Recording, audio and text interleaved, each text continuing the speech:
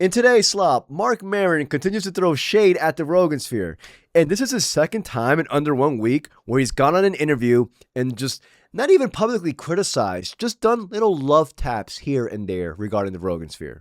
I don't want to be diplomatic about this, you know. Please don't. And I've talked about this a lot. I talked about anti-woke in the special, and I talked about it when I was promoting the special. Right. My problem with those guys, is that they were sucking up to fascists, and they were promoting the end of liberal democracy and the beginning of authoritarianism. And to me, that was plain and clear to see. So my issue with them was because of that. It was political, and it was like they were bootlickers and they were pawns. But I also think they were suckers, and I also think that some of them are grifters. Is that, you know, some of these guys, it's like they're going to go to where the money is. And the audiences they built, even before I made these comments, like, you know, would I ever go on Joe's show? Because he's sort of a, you know, a star maker, or Tony's show. It's like, no, I wouldn't, because what am I going to do with that audience? All right, so this is the newest clip that's circulating around the internet right now. I covered his last week podcast on The Variety where he talked that issue about Theo Von. But in that clip that I just showed you guys, I mean, dude, everything he said there was correct. You know, even though I'm in the camp that, you know, initially with his criticisms, I do believe not all of it, but some of it stemmed from jealousy. All these Rogansphere douchebags, all of them often portray themselves as politically independent, or however the hell Rogan says, politically homeless. They would say, hey bro, I'm just having conversations and pushing back against quote unquote wokeness. But over time, you know, those conversations, in my opinion, increasingly focused on culture war grievances, while concerns about authoritarianism and overall Trumpism was generally minimized and put to the side from these guys. The Rogansphere definitely helped the Trump admin, the Trump movement in 2024.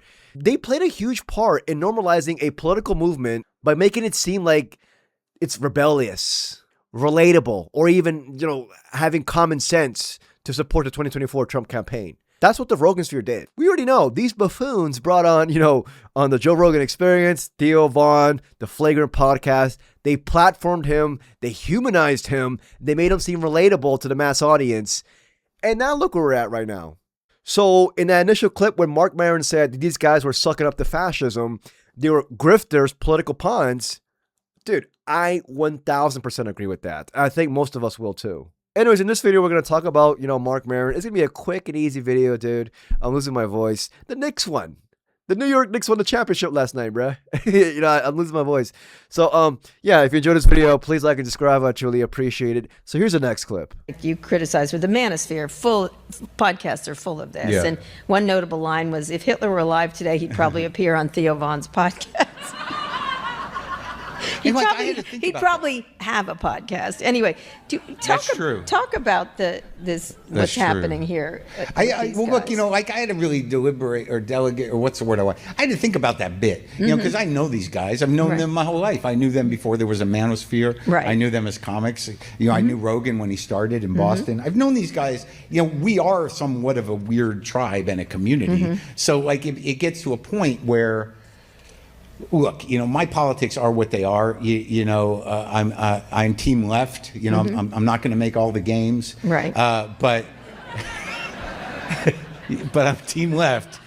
You know, like going downtown to fight I'm like, not today, I think. You know, but you know, fight. You know, good luck with it. And I'll keep following you on the reels. You know, so.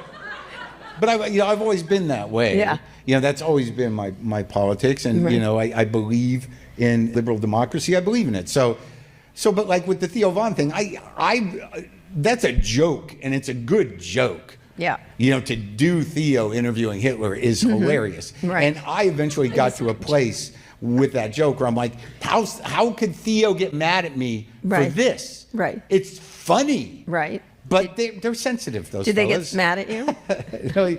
well, Joe said he got mad at me. I don't know. Yeah, you got no I think they get hurt, you know. They're very delicate flowers. They are a little bit. Yeah, made of paper mache. They are. Is it just me, or do you see Marc Maron like holding back? Like he's like restraining himself from going even further with this criticism. Like you can tell he wants to unleash on these mofos. You can tell. Regarding the Theo joke, which, you know, I'm pretty sure we all heard it by now. I mean, that joke hit and hit really hard, mainly because, in my opinion, I could be wrong, but most of the best jokes, more often than not, stem from brutal honesty. Over here, portraying Theo Von interviewing Adolf Hitler. I don't even know why I said his first name. Theo interviewing Hitler and how that would go and how Marc Maron mocked it. I can definitely see Theo Von doing that nowadays, bruh. If Hitler was alive and he was being portrayed as a tech oligarch or whatever, Theo Von definitely would have had him on. Are you kidding me? This man had Sam Altman on. This man had Mark Zuckerberg on. Had no pushback whatsoever. And mind you, I feel like one criticism about Theo Von that I feel like a lot of people just overlook. In Louisiana right now, they're getting wrecked by these data centers. Theo Von is a guy who's very proud of being a Louisiana boy. Respect. I'm proud for being from Maryland. But why aren't you bringing any limelight to what's happening in Louisiana right now regarding these data centers? Instead, what you're doing is you're platforming these tech oligarchs who are actually ruining your home state. And I need to calm down. It's the hypocrisy that kills me. And Marc Maron with that joke, it really irked Theo because, well, it stemmed from the truth. And it does seem that the tide is turning, Dylan and Schultz and Rogan have become critical. Seeing what's happening. Right, but you know what that means, though? It's over, and they need to get back. Well, right. Maybe they don't know where it's dragging them, but I think really that a lot of these guys and people in general, they don't have a worldview. Mm-hmm. They're reacting. I don't think they think it through. Right. A couple of guys got mad at me for the Riyadh joke. Mm-hmm. And these are jokes I'm doing. Mm-hmm. Everything on that special was a joke. And all the stuff that I was doing promoting the special, taking them to task a bit was, it was done in the spirit of comedy, mm-hmm. But these are jokes. Right. But they have some teeth to them, and they're not their teeth, right? In 2026, being anti-woke, dude, that's hack. That is hack right now. Here's a prediction. Everything he just stated right now in the third clip. Rogan's going to get mad at this. We all know the big toe is ultra sensitive, all right? We know you can't criticize him without his consent. And if you think about it, to Marc Maron's defense, I'm trying to be impartial here. I try my best. Maron has been responding to questions from interviewers. In the most recent clip from last week, I will show it to you guys, but I'm going to get copyrighted. For some reason, Variety is an asshole. But he was asked by the interviewer, what was your response to the overall reaction from the Rogansphere regarding that joke? In this same pod, the same thing happened. She brought it up, the interviewer, and then, Maron responded. But even then, it definitely seems like Maron was holding back. Main reason why I'm bringing this up is because Maron, from the very beginning, even like from his Bad Friends podcast, when he talked ish about Joe Rogan and the Rogansphere, he came on the pod with the intent to talk shit about them. He brought up the subject to both Bobby Lee and Andrew Santino. Now you see him just, really, really refraining, from going all out on the Rogansphere.